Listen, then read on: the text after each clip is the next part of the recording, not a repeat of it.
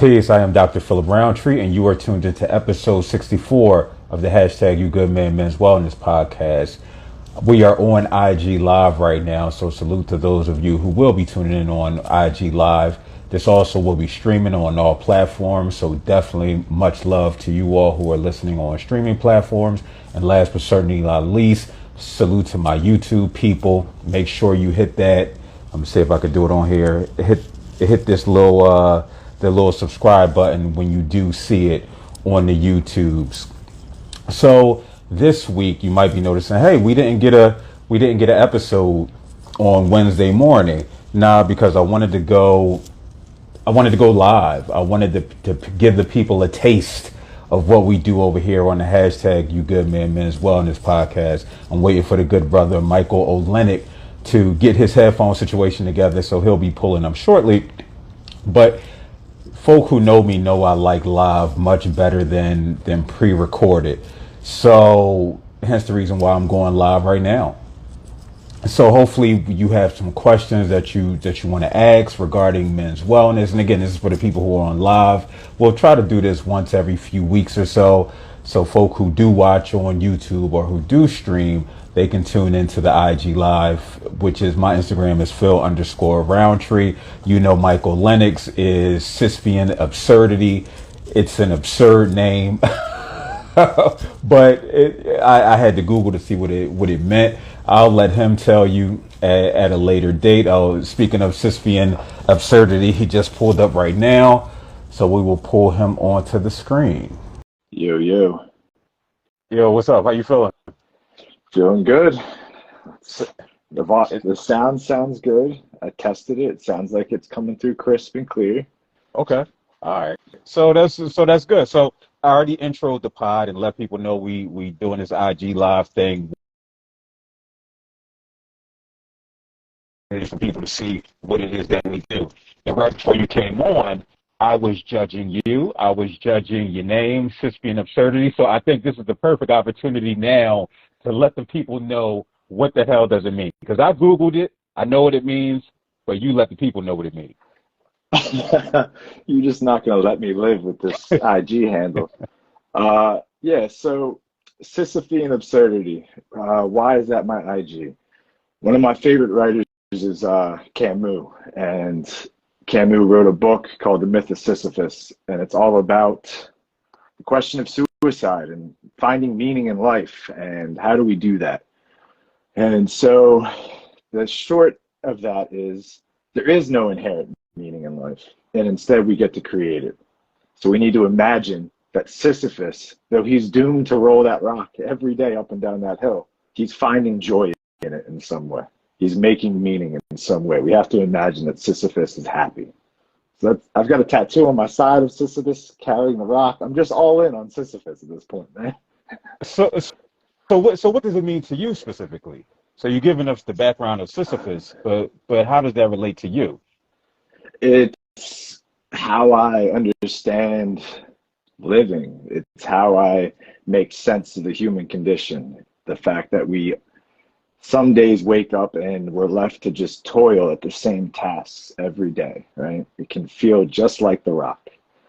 And instead we got to catch moments like the breeze hitting us just right on a sunny day, or the sun catching perfectly across the wall and catching that beauty. So it's actually, though it sounds negative, it's actually a really positive thing, because since there is no inherent meaning, I get to fill it in however I want. I become an artist. This is a canvas. I get to paint whatever I want this life to look like. Yeah, I think that. So when I looked it up, that was what I got from it, right? I wasn't necessarily familiar with the story of Sisyphus, but I just saw a little blurb about the meaning behind it, and it was just like exactly, because as soon as we're born, we're told who we are, who we're supposed to be, what we're supposed to believe, and which can cause so much stress, so much trauma, so many issues for us, right? Where we get to this stage in life, hopefully, where we start to question things. We want to ask questions. Asa Hilliard, this Jegna, who's just an amazing human being. He's an ancestor now, but his whole thing was we need to be asking questions, and we ask questions so then we can ask better questions to hopefully get us to an answer that we desire, right? That and Mm. so in this instance is it's creating a path for ourselves, something that we do, something that I've been doing. I wasn't familiar with Sisyphus and just this metaphor for life, for existence, but it's something that I wholeheartedly believe in. We get to create our lives, right? We Mm. get to create all of this. And so yeah, yeah, I dig Yeah. that. I dig that for And sure. it fits in exactly with what we do every week on this pod, man. We go these narratives that have been given to me that are told to be my meaning. Like society said, here you go. You look this way, here's your meaning. This is how you should move through the world. And instead on this pod, we go, wait a second. This feels like you're trying to get over on me a little bit. Let me revisit this and see if it really is how I want to live. So like it just mirrors the kind of work we do. Yeah. And so for me, it was this idea that I was just never satisfied with the answers that I was given, right? And that's problematic in certain spaces that we frequent as communities, as societies. And so even when we come on here, I don't have the answers. I'm not here to tell anybody what to do, how to think. I'm just here to hopefully push this idea of critical thinking so you can ask questions yourself. And if you can do that, then listen, the world would be better off for it. I was at Bell Hooks, who we both have an affinity for, in her book, Teaching to Think Critically. In one of her chapters, she was talking about how a student stood up and told her, "Well, why are you trying to tell us what to think?" And she's like, "Whoa, whoa, whoa, whoa, whoa! That's not what I'm here for." And I'm not sure, we need to unpack why you're taking it that way. But ultimately, I'm just here to pose different thoughts. You're either going to double down on what it is that you believe based on the conversations that we have, the critical thought that I'm asking of you, or you're going to shift your thinking. But the main thing is just to be open to other perspectives.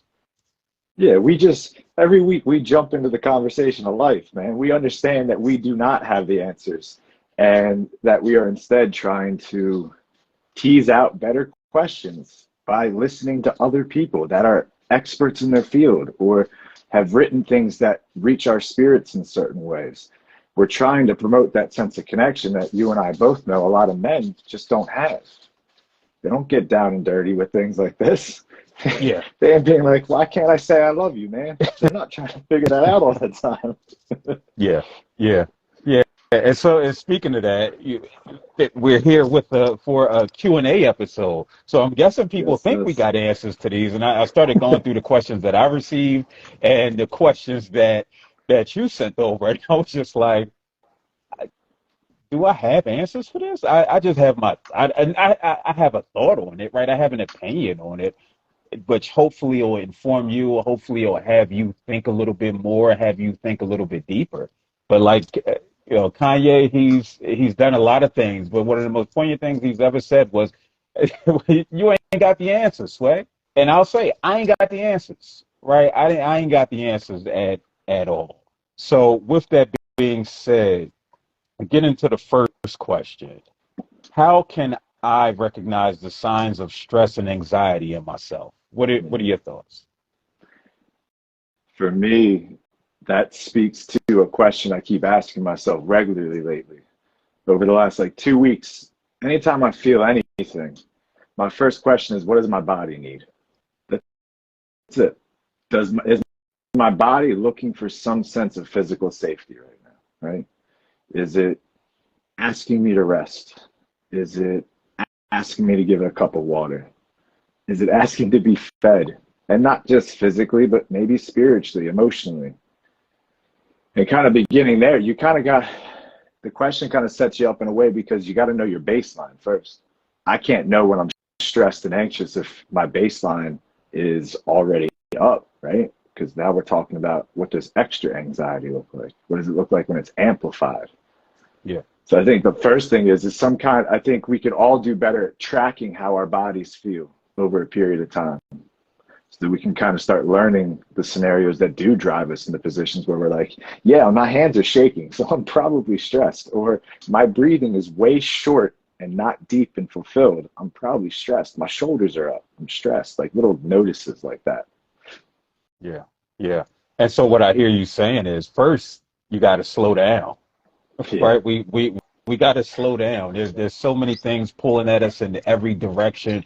We have work, we have families, we have extracurricular activities, so many things that we're engaged in as men where we're we're usually doing something where that doesn't necessarily have the focus on self, right? And Mm. so it's important for us to first slow down and just breathe, inhale, exhale, take those moments, and then you can start to understand yourself. But being present is key, Yeah. because so often, and we've had this conversation where we have no idea who we are because we're so involved, or we're escaping, right? When you're escaping, you're still not necessarily understanding your true self. You're understanding some aspects of yourself, but as far as when it comes to just the physiological needs, yeah, it's easy to overlook, especially how we've been conditioned. Yeah. A lot of the time, those cues we're getting that are stress or anxiety, it's our body saying, hey, hey, can you come here? Can you pay attention to me real quick? Like that's what it is. It's saying, hey, I need you to slow down, step into your body for a second, and actually realize that you haven't eaten today. Yeah, Because you're just so yeah, focused on producing. You're focused on that productive outcome that you forget that you ain't a machine. You're a human, and you need to take care of you. But men, we've been fed a lie for most of our lives that says, no, no, no, keep pushing, man up. and I could speak to that personally. First, I want to throw out that nonsense line that we hear, especially for those who frequent sports, who travel in those spaces or in the gym.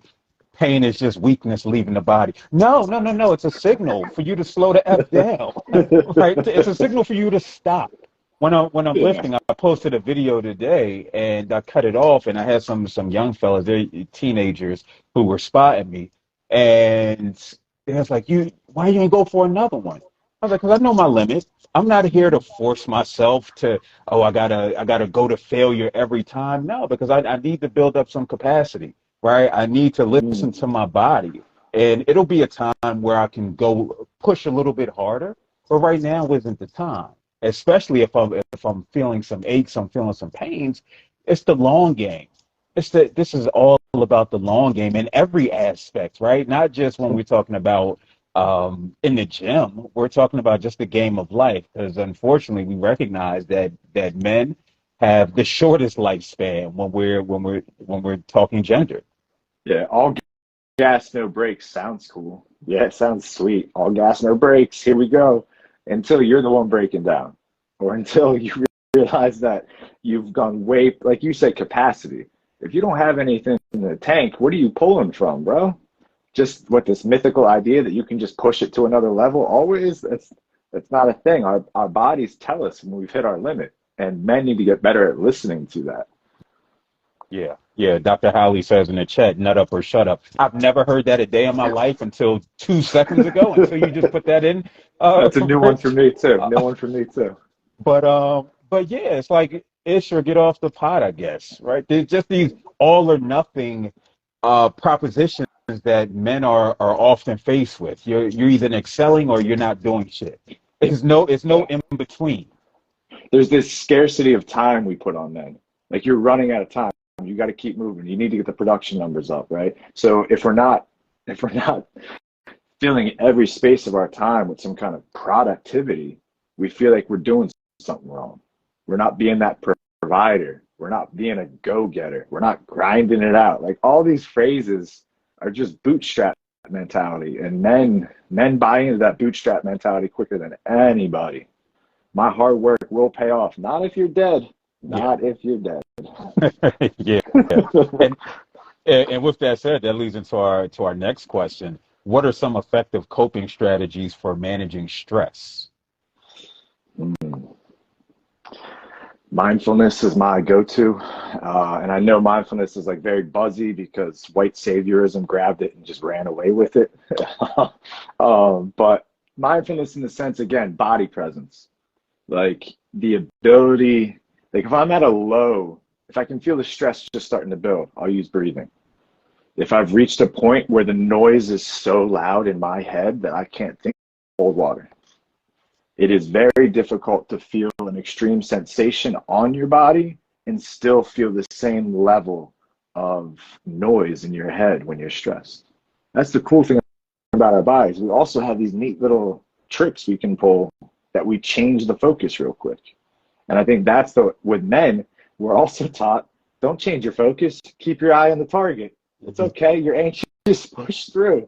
But really, like, no, man, when that noise is crazy, my go-to is definitely like cold water. If I'm so dysregulated that I can't function, I'm throwing some cold water in there. Okay. Okay. Yeah. So for me, one of the ways that I manage my stress, and I promise you, I'm not going to talk about the gym a whole lot tonight, but it is one of the ways that I manage stress because it's healthy stress. Now there are healthy forms of stress, so it's called eustress, right? These are the healthy forms of stress, whether it's physically working out, putting your body under stress, under tension. That is stress, but what that does is ultimately it'll lower your blood pressure, right? It'll help lower your heart rate, things that'll help you in stressful times potentially to not get as elevated, right? So just from a physiological standpoint, there's super benefits of managing stress by putting stress on the body. That goes into when I was working with boys, primarily black boys. I would have them do progressive muscle relaxation, which is the exact same thing as lifting weights. Right? It's not the dumbbells or the bench press or something like that. But if you go through your body, if you tense your body up, right, hold it for 20 seconds and release, that has the same effect, right? That has the same effect. For me, it's shutting the studio down. I can't. Well, I can turn my phone off. My phone is usually on Do Not Disturb. It's usually on Do Not Disturb. The ringer is usually off. The only people that can get through are my family and I can't even say my homies, right? They ain't make the band when it comes to lessening stress. But I'm mindful of that because I need to disconnect from folk. I was having a conversation with a sister and something went off on the phone. I was like, "Oh, what was that?" And she was like, "Oh, my notifications for Instagram." I said, "What in the hell?" Like people actually do this because I've had all my notifications off. I get no notifications. And she's like, "Well, how do you know if somebody comments on your post and all of this?" And I'm like, "Who gives a fuck? It's going to be there when I see it. I don't have to have that stress of that constant ringing, this Pavlov's dog of situation that's happening every time a notification or something goes off on my phone." Right. I see Dr. Rich said in the chat, how about meditative techniques? I could tell you a story about yoga specifically. The year was probably like 2012, and I was deep in the gym at this point. And I was like, you know what? I'm gonna do a yoga class in the gym. So I had my sweatpants on. I had my MPC tank top. For the lifters who know, the nipples be out and your back is exposed. So I went into class and I went through that hour. And I always say that was the best hour I may have ever had doing yoga in that class, doing the stretches. And what happened? People were like, homies in the gym was taking pictures, like, "Oh, Phil doing yoga," right? And it was just like, yo, that shit felt amazing. I was able, initially it was like fear, like how am I going to stop my mind from running for 60 minutes like it usually does? But then once I became present and I was in that situation, I immersed myself in the experience. 60 minutes went by like it was 5 minutes. I never did it after that, not because of shame, not because of unhealthy masculinity, but it's like, okay, I I just gotta lift these weights.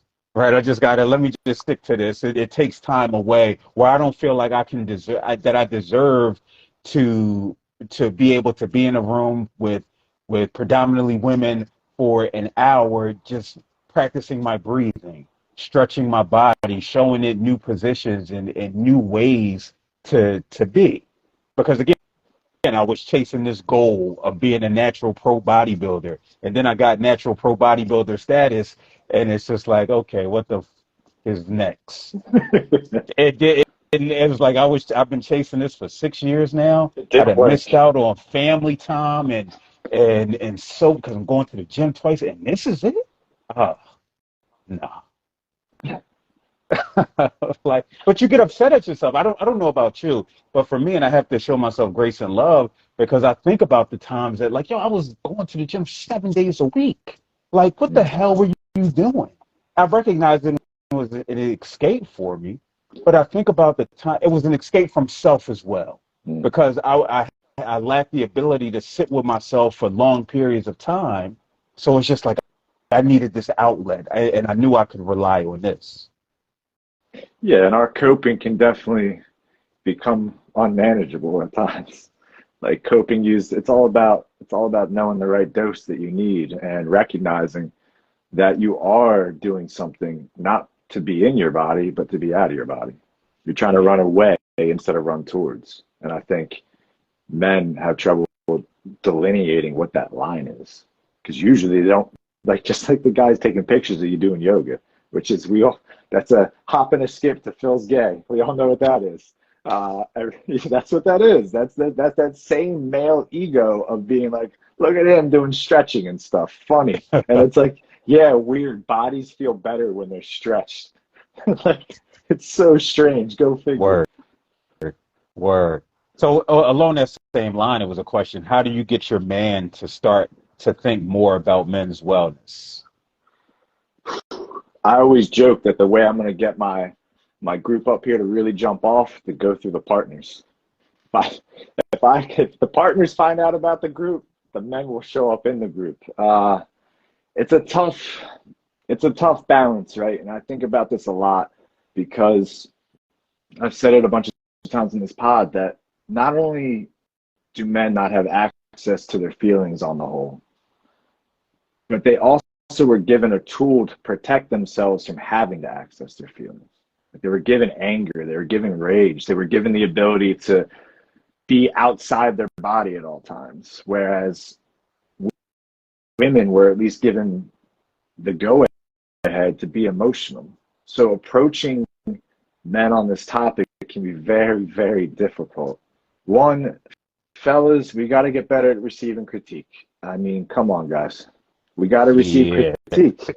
We got Shit. we got to receive critique better, man. That's part of it. But the other thing is we do have to be mindful how we're presenting the Yep. conversation. Like for me, I breadcrumb, man. I breadcrumb guys. I start adjacent. I don't hit them with the patriarchy right out the. I don't go patriarchy chair over the head. You know what I mean? I'm not going to hit them, but I'm going to talk about when was the last time you felt that overwhelming need to be out of your body, to be productive? When was the last time you had an in-depth conversation with your friend? Like if I start showing them the clues, I get them on the level of emotionality. I get them on the idea of, yeah, I'd like to feel more. Because on the whole, men recognize that they don't have friends, man. They recognize that they don't have deep understandings of their body or of themselves. They feel that tension. So I think if you start at the tension, instead of being like, hey, I need you to take care of your wellness, come from a point of care, come from a point of compassion, and have resources ready. Because that's the other thing I've learned. If you give the speech and you don't got the resource ready, they ain't going anywhere, man.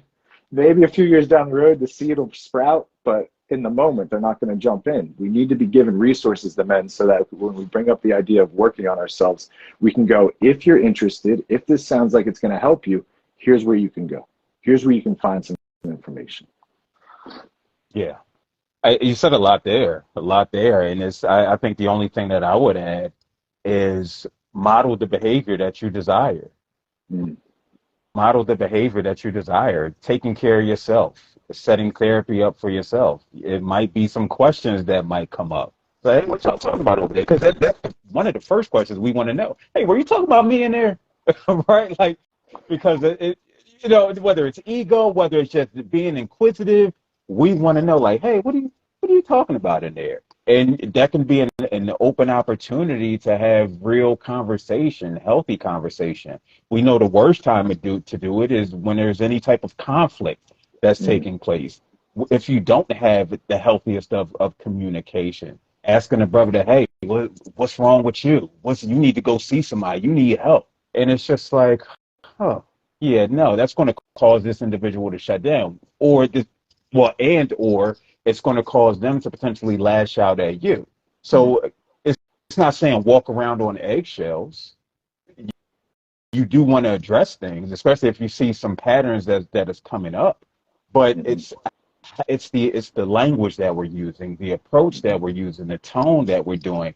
We recognize that human beings are sensitive. Men are sensitive. I know that's why you were saying critique. I was like, shit. The people that I've dated recently, since I've gone through this therapeutic journey and just enhancing knowledge itself, they know you could drop the critique off to me. You could drop it off. Don't expect it right then and there for me to acknowledge it. And well, not to. I take that back. I'll acknowledge it. I may push back a little bit, but knowing if you know me, and this goes to knowing your partner, you know I'm going to go reflect on it. I'm gonna go sit and thinking about it, and I'm Mm-hmm. gonna come back and tell you, you know what? Yeah, you're right. Right? I could have handled that better. I need to be more mindful of certain things, but it's all about the approach. And yes to healthy boundaries, bro. I love seeing you use healthy boundaries because that's what that is. Just because we're receiving critique in a relationship doesn't mean that we need to answer on the spot. And I would actually say for men generally, it would probably be good to do that point of reflection. Like it would be because men are so, even me giving a critique to a man, I see the energy, right? I see I got to defend myself. I see you start getting dysregulated. So I think it would be a huge practice for men to start taking a step back. Your partner's not bringing something to you because they hate you. They're bringing it to you because they love you and they care about Hopefully, you. hopefully, Okay, we're hopefully. talking. We're talking in the ideal situation here, right? Okay, but like we just that I love that idea of pausing and taking a step back because this work is hard. Patriarchy didn't just hurt women; it's hurt the men too. And it's going to take men some time to be able to sit with that and recognize that those wounds as wounds. They don't even see the wounds as wounds yet.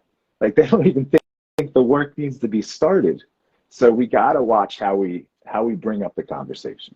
Come from compassion, come from care, come from a point of wanting, come from a point of being curious. Like Yeah. curiosity is huge. And that's why I like when you brought up the mirroring the behaviors as a partner. Show how happy you are to know that you know what you're feeling. Because most men feel something and they're like, what the fuck was that? What am I Yeah. feeling? I don't know what that is. Yeah. It's this idea that clearly, if you're bringing it up, hopefully, if you're bringing it up, you're bringing it up with good intentions, with healthy intentions, and showing that you value this individual. But you also have to think about, as we talked about the patriarchy, a lot of boys and men grow up being devalued. They grow up being devalued to where they've internalized it. So bringing up anything that would potentially be beneficial, that's going to be difficult. That's why a lot of times it takes hitting a psychological or emotional rock bottom to where it's Mm. just like, okay, I need to do something different. This job is upsetting me. This job is frustrating me. What is happening with me, right? And so we're bringing all of this into the relationship. So no, it's not going to just be that one time. Like, hey, you know what? You can benefit from therapy. I've been good the last 39 years of my life living this way because I've survived. And for a lot of Mm. people, survival is enough. Men have been taught that you just survive. That's all you got to do. You can survive. But then what does it look like to go from surviving to potentially thriving? A lot Yeah, of we us can't raising we see that raising for those ourselves. standards. It, We it raising got those to, standards. got to, got Got to. to. So as we get into the next question, because since you injected patriarchy and why and why it's important not to necessarily use that language if you're engaging with a brother who may or may not have that wherewithal. Uh, how do I reach men who don't believe patriarchy exists or that it's not as bad as feminists make it out to be? Yeah. This is pretty much my work. This is literally what I do on a daily basis. Yeah, there is. I mean, we can see it all the time that like a lot of men are of the belief that like the feminist movement of the 70s fixed everything. It didn't. It didn't fix everything. Most of the problems still exist, and I still think it's about making an emotional appeal, right? It's not about you can't. They're not going to want to win that argument, right? They're not going to want to get involved in this idea of like proving it exists. So it's again this idea of bringing up adjacent things and start seeing how, showing them how it's affecting them, showing them how they're connected to the other people it's affecting. Like make it real, make it tangible. I think that's the one problem is that a lot of men are sheltered. They, listen, I'm a white man. I totally get the amount of privilege I have in my life. But other white men and other men generally, they may be aware of that privilege, but they use it as a way to shield themselves from having to pay attention to what patriarchy causes. They reap the rewards, they take the benefits, and then they go, don't worry, you get paid the same now, which isn't really true. It's not true. So I do think it's about making an emotional appeal, getting them to connect with it and getting them to at least get on board with the idea that there's something that's possibly affecting society in a negative way. Yeah, yeah. When I read the question, I started thinking first about the language, right? As I said when I started this question, because a lot of men aren't going to necessarily know what the patriarchy is. So it's important to use language to be able to convey such a complex idea into a way that's easily digestible for a brother to understand. When I think about the feminist movement, yeah, the feminist movement in some ways helped progress women, primarily white women's causes. But again, it didn't necessarily do a great job in addressing the causes of non-white women, of black women. Hence the reason why the term womanist is used to talk about the experiences of black women. It also didn't necessarily do an amazing job of when we talk about this idea of teaching, of educating men. Now I don't necessarily think that it's one's responsibility if you are being oppressed to educate your oppressor. But this is where I look at this idea of shared humanity and why that is so important. So even if it's having a conversation with a white person, and and I'm thinking like it's not my responsibility to teach you, but then I look at it from a shared humanity perspective and say, but damn, it is, right? And so it's juxtaposing those two things. I Yeah. recognize because if I don't necessarily do that emotional labor, now again, we're talking about oppressed groups. It's not the oppressed responsibility to do the emotional labor of trying to educate, of trying to teach. But then it's, well, otherwise, how will the masses potentially know if we only leave it up to the you and to me to do this work? And that's the reason why we do it, right? Because we recognize that there is a certain amount of privilege that comes with being men, with being white, with being a black man. There's certain privileges that come with that, right? And so that's the reason why I have no qualms of pushing back against these patriarchal ideas that manifest themselves in the spaces that I go to. But especially here in America, Dr. Carr, he always says there is no we. He got that from his elders. There is no we here. We operate in we. I'm just using the we for lack of a better word. We operate as factions here, right? Is very tribal. The way Yeah. that we operate here, In and group, so out it's just group, like in group, out group. exactly, and so it's just like it's not my responsibility to teach you because of X, Y, and Z. So I Yeah. so for me, And Bell Hooks it's writes about exactly what you're talking about there, yeah. about the idea of men not being invited in that period. Like there was a small minority of feminists during that period that wanted to invite men in, whereas other ones were like, no, no men in this space. And Bell Hooks brings that up a lot about that's a missed opportunity. We have to we have to meet people at their level of awareness. We can't meet them as fully formed, fully healed people. Men are going to come in different stages of unlearning patriarchy. We need to be able to meet them at all those stages. We don't get to choose. We don't get to be like, no, no, no, go do your work alone in the woods and then come back and let us know when you're healed. Like, that's not how it works. It's funny. It's funny you bring that up.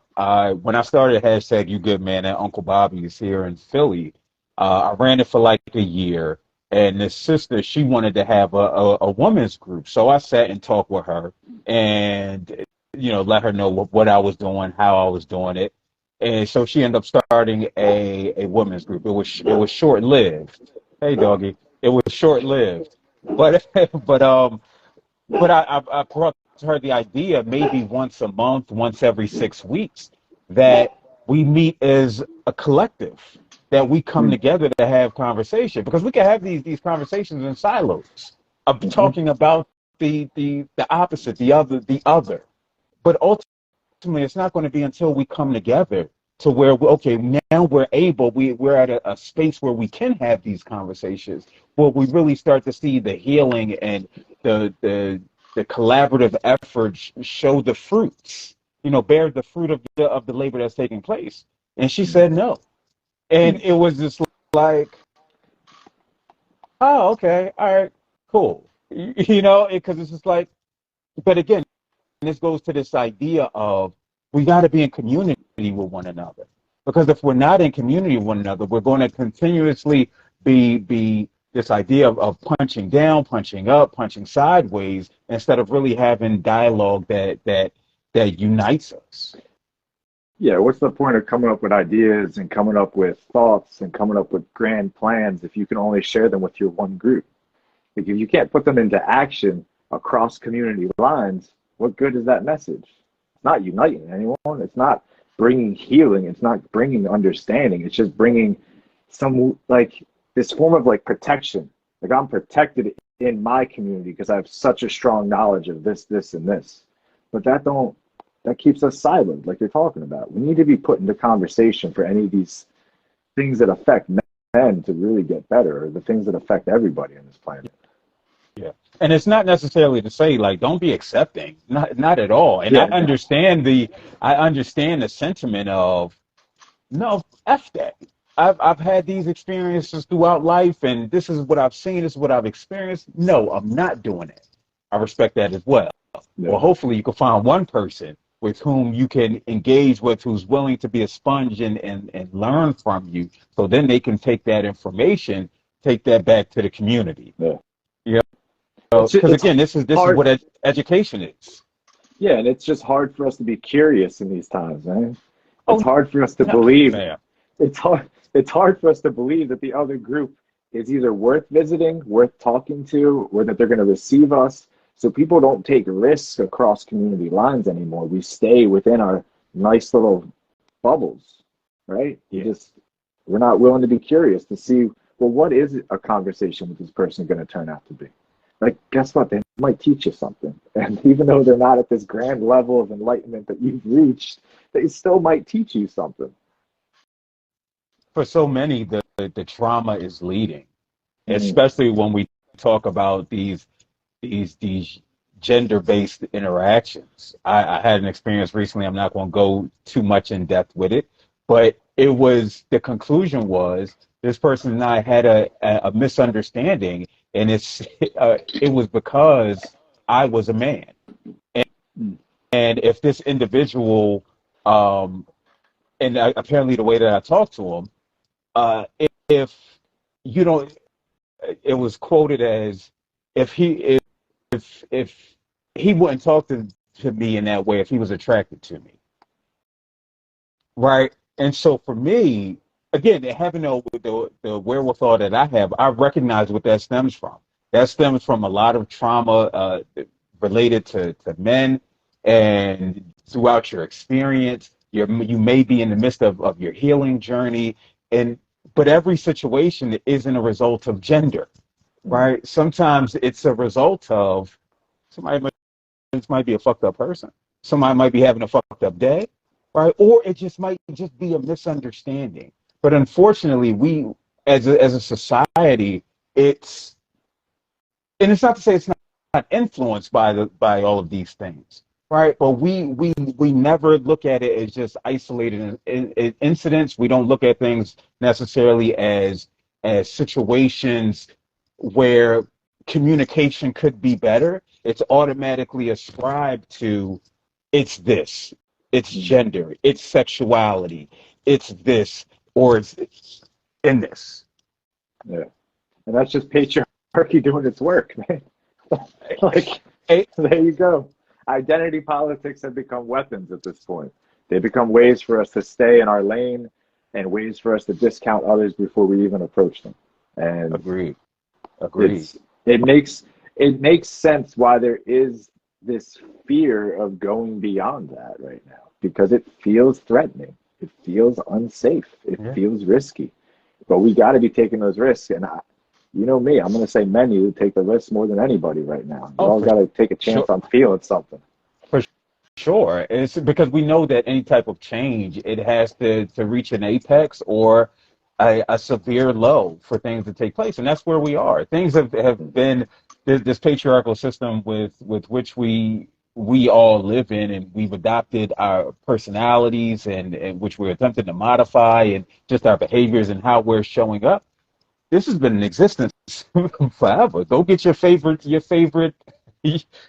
I ain't gonna go there. Go get your favorite book, your favorite theological book, and it's going to show you how we've been dealing with this for a very long time. And so, this idea of change, even for it to take place in a day, for me, this is a continuous journey. I am going to get it wrong at times, right? Absolutely. And I think that's really key to bringing men in.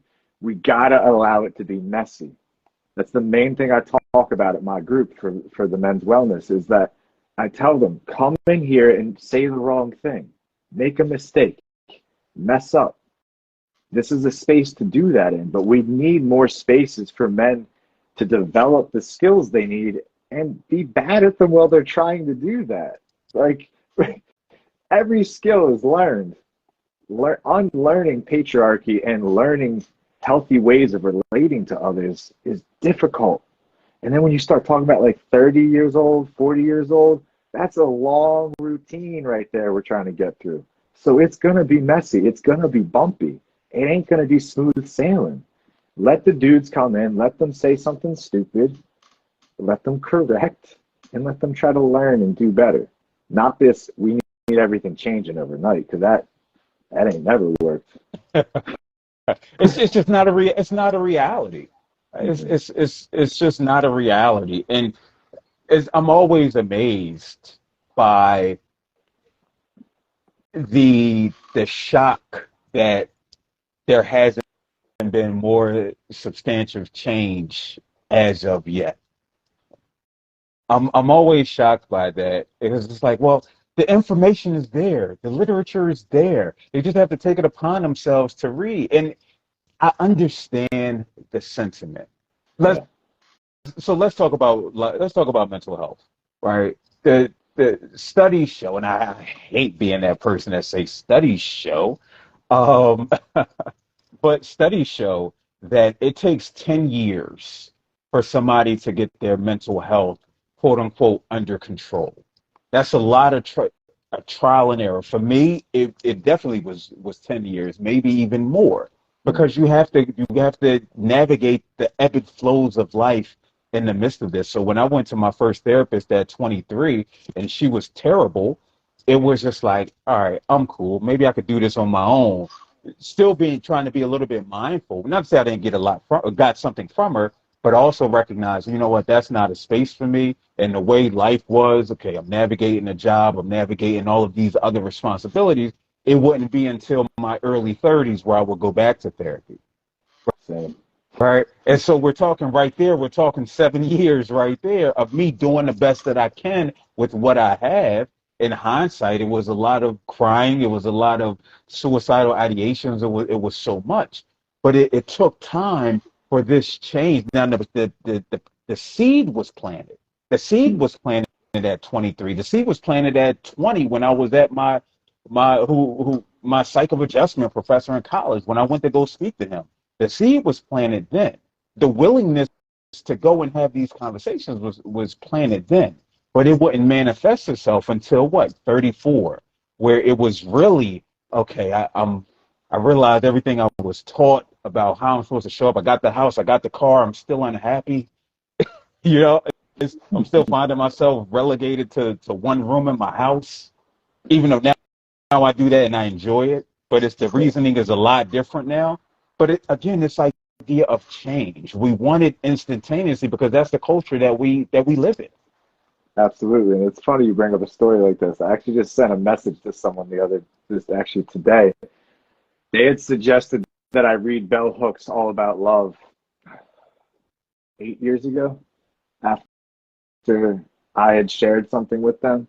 And I reflected on that the other night, that if I had taken that suggestion then, how had my trajectory possibly changed?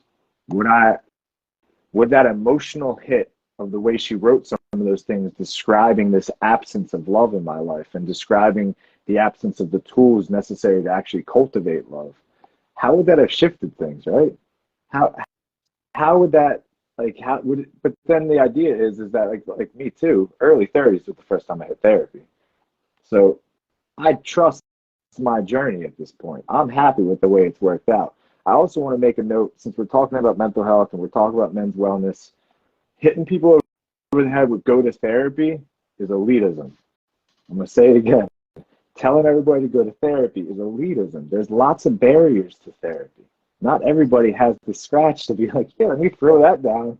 Let me throw that $135 down on a session real quick. So we need to have other ways for men to relate and do work on their mental health besides just saying therapy.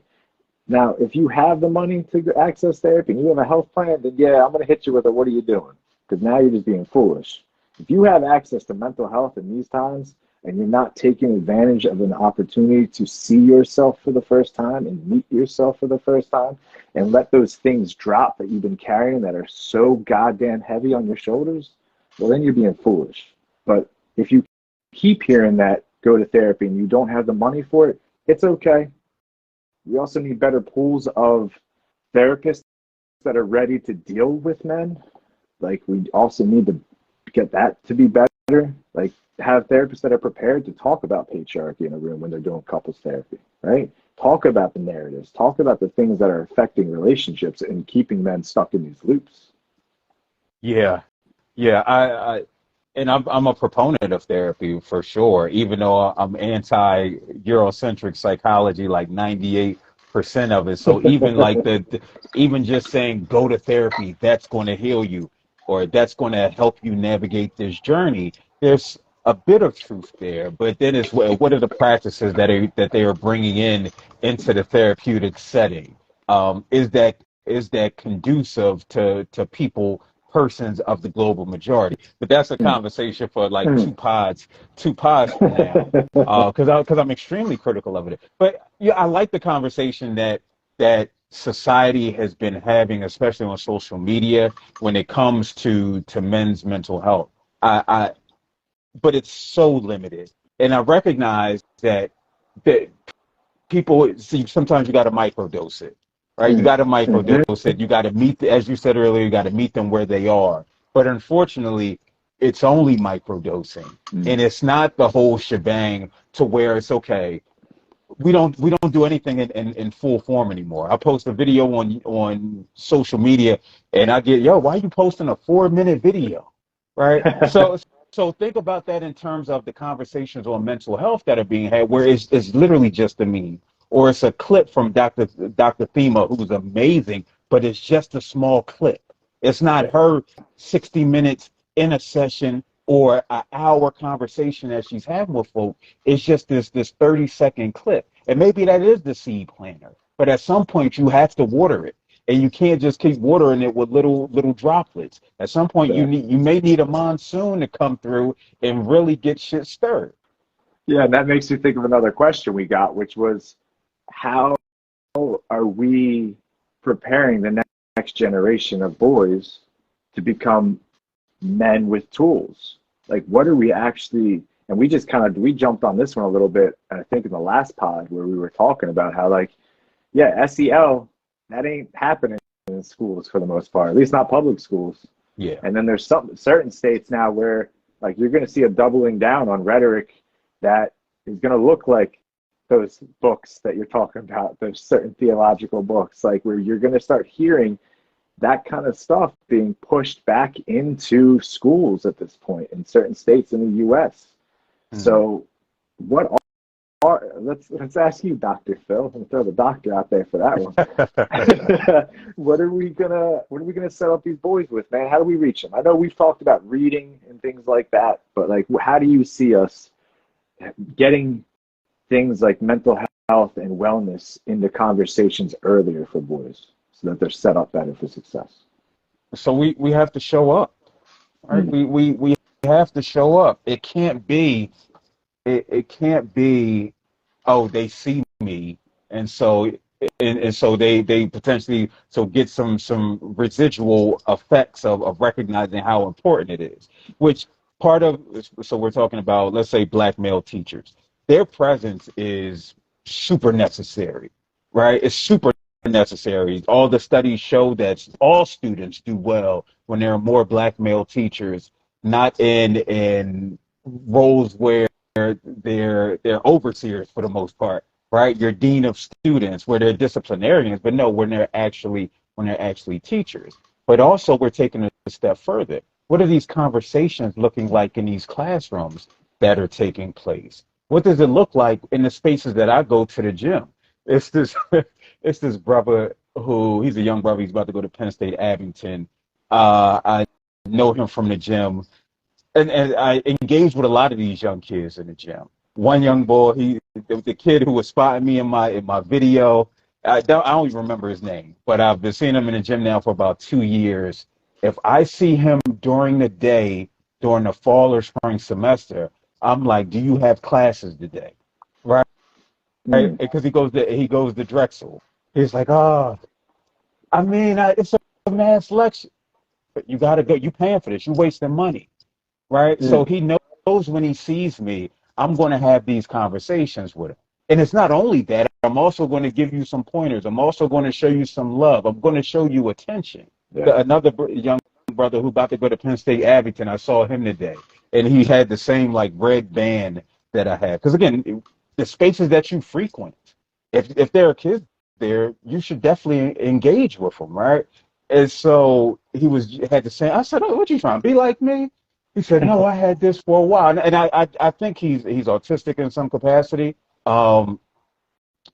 But he was like, "No, I've always had this."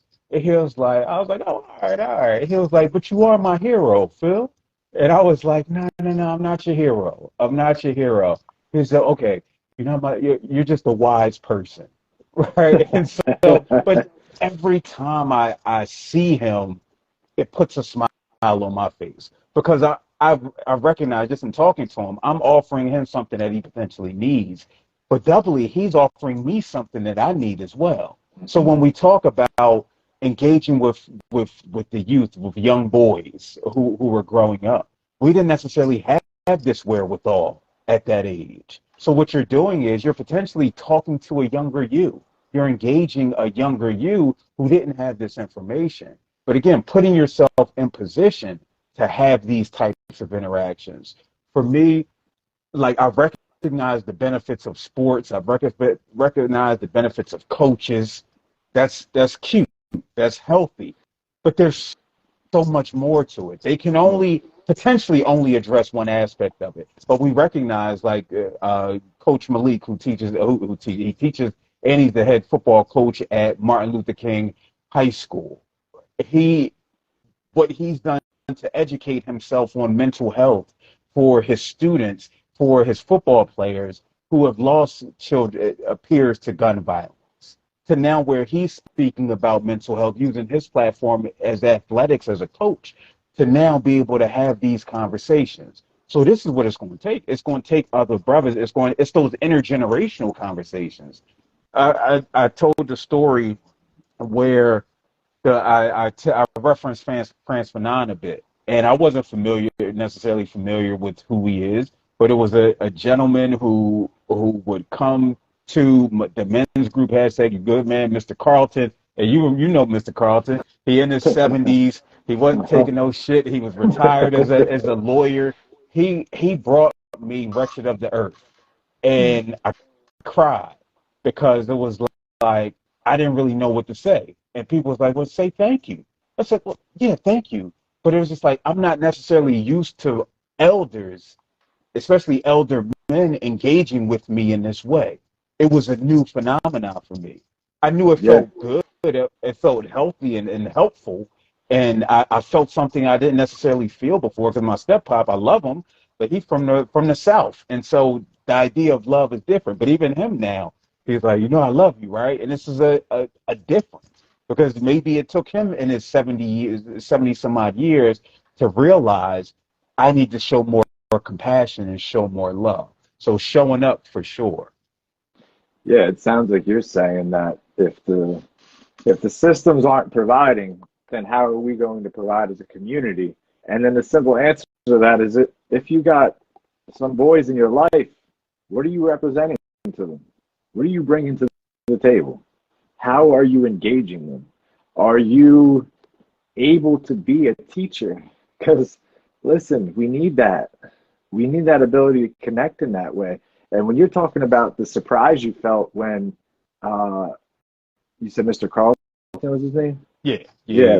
yeah. When he gave you the book, like I can't think of a single older man that ever attempted to pass on wisdom to me in my life outside of like family, which was minimal.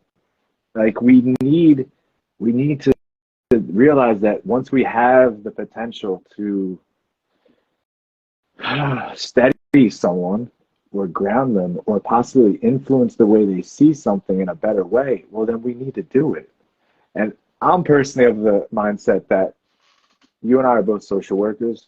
Social workers should be educators everywhere in their life, everywhere. Everywhere, everywhere. Like there's a certain book I give to everyone that's a new parent in my life because it's a great book for body autonomy and talking about sex at a certain age. So everybody gets that book because I know it's a really good source.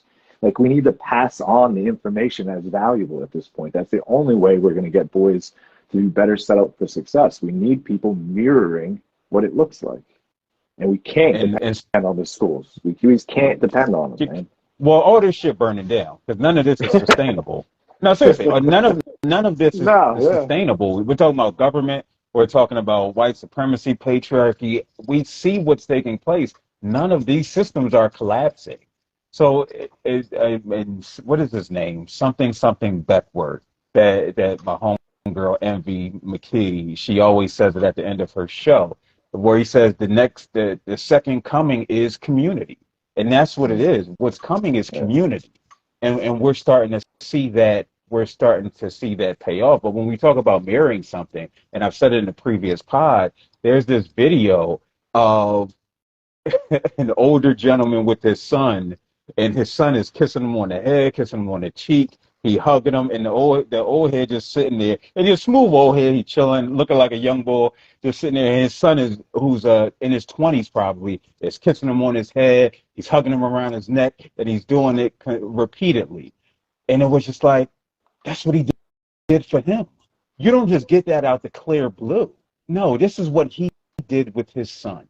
And so Mm. this is why with my son, I kiss him, I hug him, I kiss him on his cheek, kiss him on his neck, kiss him on his feet, just kiss, kiss, kiss. Because then it'll get to a point where the kiss on the lips is just not going to happen because society is going to come in and tell him you can't do that, right? Yeah.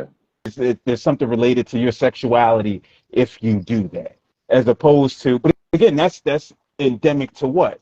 To American culture, right?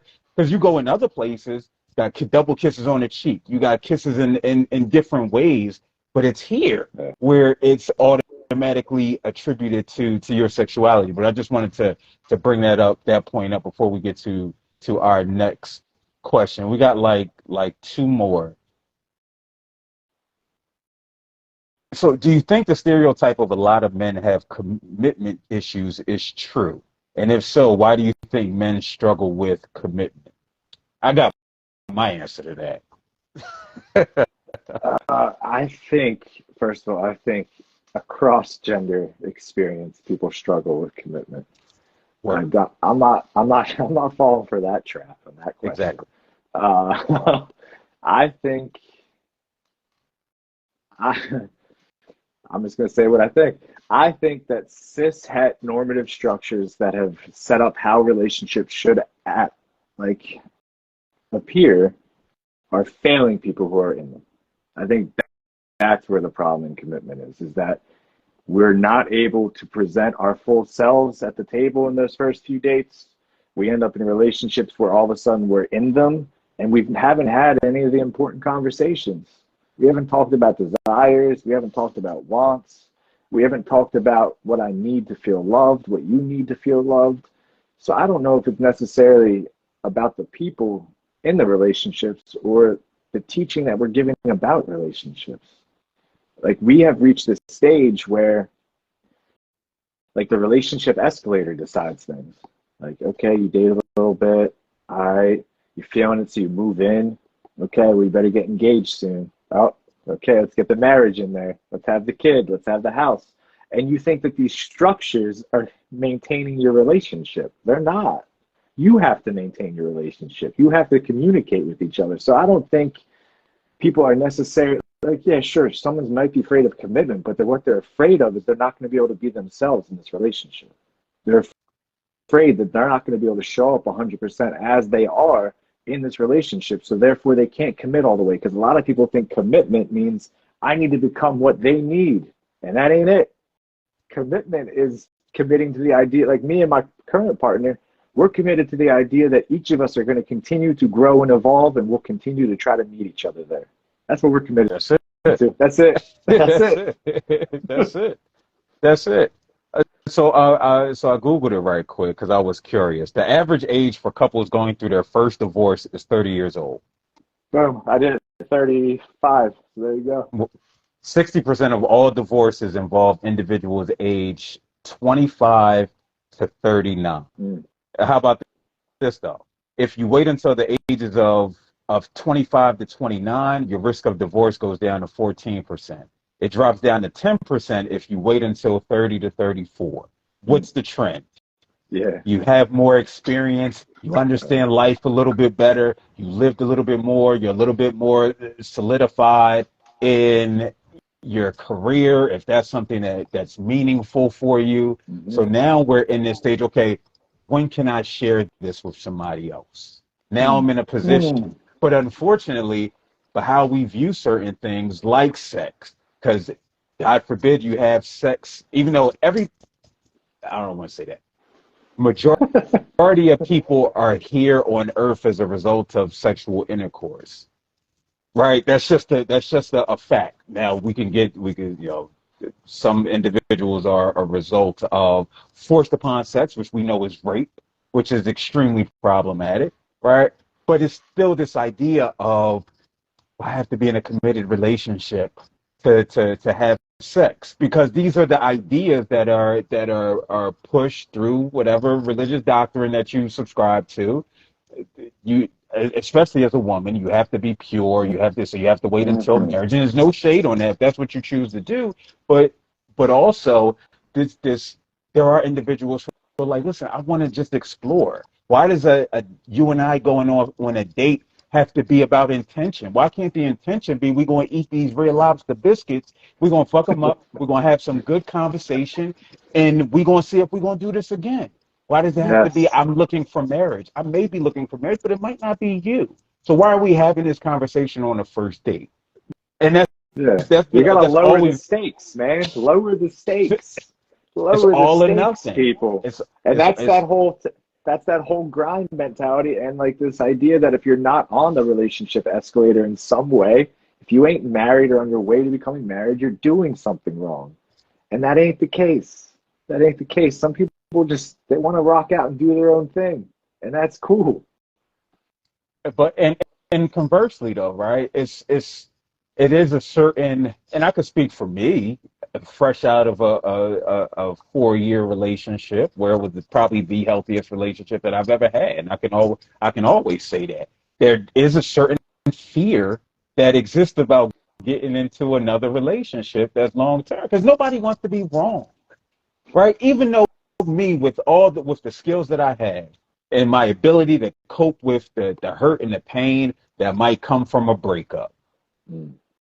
there's still a idea of I don't want to be wrong. Instead of looking at it from what we talked about with Sisyphus, and this is just a part of my journey that I'm creating on my own. This isn't indicative of who I am, or I'm attributing so much more to it than actually what it is. Yeah. Even still recognize that there's still a certain fear there because you don't want to disappoint. See, people don't acknowledge that when it comes to men. Men don't necessarily want to disappoint, but they just do anyway, right? A lot of times, right? So, yeah, man, there's just this idea, and again, we can have this conversation when we unpack a Bell Hooks book when it comes Yeah. to relationships and men, and just this idea of commitment, man. It's a scary proposition because it is all or nothing. And that doesn't have to look like that, too. It We doesn't. can change the way that looks. And I do think with the way the question was formed and the idea that men have struggled with commitment more than women, I will say that men probably on the whole have more difficulty coming to the table to even discuss commitment than women do. Because again, we got to remember men are missing the tools, people. They don't, they, they barely know themselves. So how do you want them to emotionally connect to you? Like we have to, yeah, we have to keep that in mind.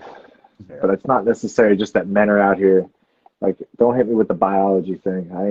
I'm not gonna get down with that. Like, well, Yeah, men are no, no, meant no. to. Yeah, We're not doing that. yeah, yeah. No, We, it's a lot we, about conditioning. For some, it's a lot of FOMO, fear of missing out. yeah, And then some people aren't supposed to be in a committed relationship. That's just not the deal. Now I see Sister Wives is about to come back on, and the guy he's going through a lot of shit because I think he found the one person had like 4 or 5 sister wives, but he started hyper focusing on one, and now he's in a position where his other his other wives are like, "Yo, it's you. What's wrong with you?" And this idea of now he's looking at commitment different. But again, he's evolved as an individual, whatever that looks like for him. But we have to be open to different ideas of relationship. I was in a polyamorous relationship for like 17 days. It was a good 17 days. You know what I mean? It was a good, and that video was circulating on my YouTube. My ex partner, and she was like, "Listen, you go ahead, do you? I'm open. I'm progressive." It was it was me who was just like, "Wait, what?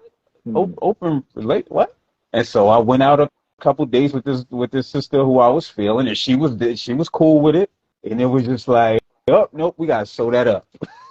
Like this, you got to make a decision. And it was just like, oh, all right. And the decision will be made. But again, just even having the decision and being comfortable and having that conversation when it comes to things like polyamory, because it's not about sex. Again, this is how things are posed to us in the society. Like it's, oh, you just want to go have sex with another. No, because you just connect with different people. Like Bell Hooks said, there's no different love between friendship love and romantic love. There's no difference. All right. And so you can have the love with people. yeah. The idea of the one is killing relationships. Nobody can. No one can relate to you on a one-to-one level. There's too many facets to our personalities. There's too many things that we enjoy that we're going to find someone that enjoys all those same things. It's silly. It's foolish. It's a fool's errand. We need to see that love is much more diverse than that, and that we can love more than one person at a time. People, it's possible. You already do it. You do it every day. Like it's just we get caught up in the noise, and we get caught up in insecurity and fear, and that's mine. Like that's mine kills love. Personally, that's just my thought. Yeah. I was in conversation with with a sister from London, short term, and she was like, I just want my person to be my everything, and I just looked like, I don't want to be nobody everything. What the fuck? What the fuck? Because I tried. I did that. Yeah, been there, done that. No, I don't. I Yeah, don't that's want. We could be homies. We could be cool. We could rock out. We got some things in common. But I don't want to be your everything because you can't be my everything. mm, It's impossible. Right? yes. It's impossible. So I'm with as we full agreement. yeah. As we wind down, we got this last question. Now this one was heavy. This was what they call Facebook deep. And not to make light of it at all, because it is serious. Hence the reason why I saved it for the end. So the person says, so sex has been non-existent with my long-term partner since my cancer diagnosis. Part of me thinks it's because he sees me as hurt or ill, or maybe he doesn't see me as sexual anymore. My therapist says this is common after a serious diagnosis. I'd love to know what y'all think. Well, first and foremost, hopefully, you're in remission in some capacity. So sending you love and light for sure. I'll let you tackle that first before I offer my thoughts. So it's tough, right? It's tough. I heard long-term partner, so it's a long-term relationship. And anytime we're talking about intimacy disconnections that go for a long period of time in a long-term relationship, that is complicated. That is a heavy terrain. There's lots of feelings in it. There's lots of charged energy. There's just a lot of energy in the room when you're trying to figure that out. And then you add something heavy like a cancer diagnosis on top of it, it's going to make that even heavier. Now, as far as like sussing out exactly why it's happening, I don't know if we can do that, but I would say that it begins at communication. Bingo. Listen, I did a workshop last night, and it was on kink as trauma work. And at one point I was talking about how kink offers a lot of really good relationship skills because we learn how to talk. We learn how to communicate with each other on a very deep level. Like there's negotiation, there's consent, there's a back and forth, there's an understanding the why that motivates the other person, so that having conversations of this nature are more tangible. They're easier to move through because you understand, the details. You've already had the early conversations. So I would say that communication is where this begins. Now, how do we bring it up if it hasn't been brought up before? Again, carefully, with care and compassion. I would start by bringing it up as something that you miss, that you want, not something that you're not getting from him, because then we got the idea of critique. We got the idea of I'm coming down on you. Instead, you're saying, hey, I really miss connecting with you in this way. And then like follow it up with more questions. Like, is it because of my diagnosis? Do you see me not as a sexual person anymore because I'm dealing with cancer and chemo and everything that comes with that? Like I know it feels super scary to ask those kinds of questions. That vulnerability is massive. But if they are a person that you've grown to love and you believe that they care for you, I think the best way of reconnecting, or at least figuring out how to reconnect, is having those very difficult conversations. Yeah, no, great response. Great response. So I want to take it back to, and I want to read it again because I think there were some key ideas that offer some insight potentially into the nature of the relationship. And I'm not saying that whether it's healthy or unhealthy, but just offering offers key insight. So sex has been non-consistent with my long-term partner since my cancer diagnosis. Pause. I understand, right, that the individual, one person is physically afflicted with cancer in this moment in time, but it is an hour, right? It is an hour because he's affected just as well. I remember when we went for a wellness check for my son. It was his first couple appointments, and they were inquiring with his mother as to whether she was experiencing postpartum depression, so asking her questions. And jokingly, but I was serious. I was like, hey, well, what about me? Right? Like, hey, I'm here.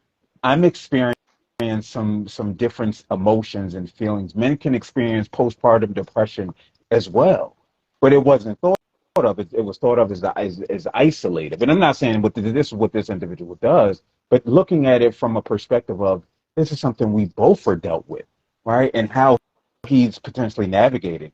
Part of me thinks it's because he sees me as hurt or ill. This goes to the point that you were talking about.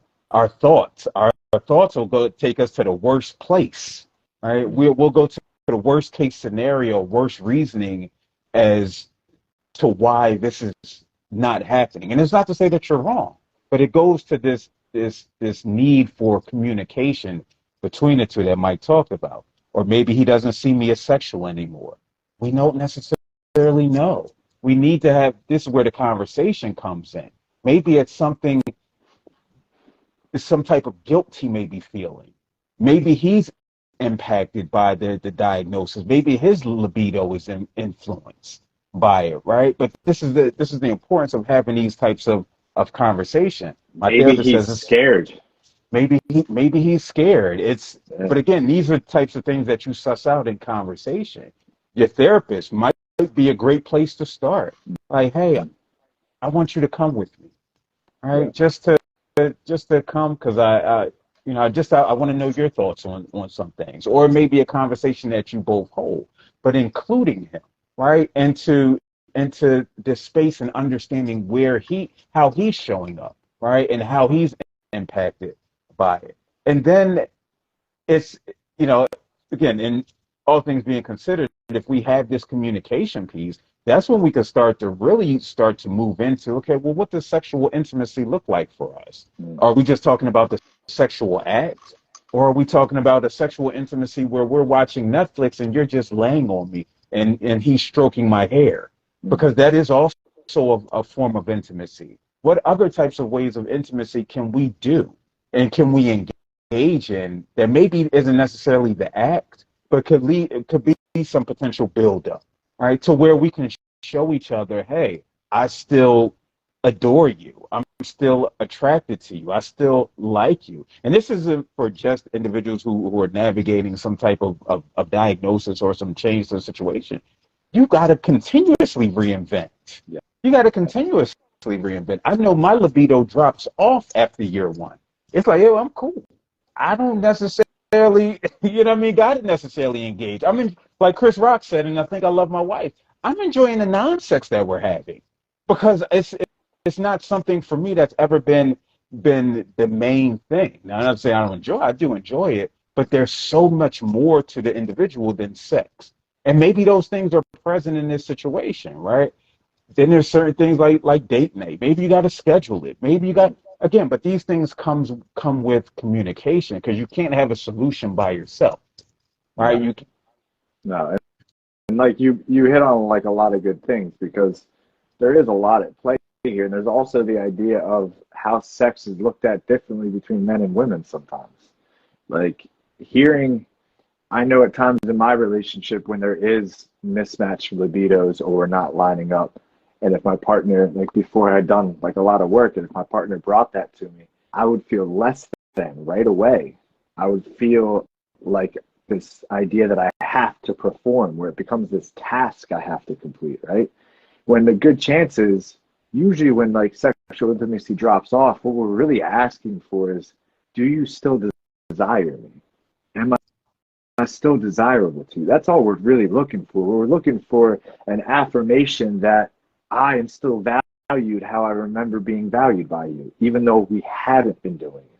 We haven't been in that space of physical intimacy because we're really we just want to be affirmed. That's it.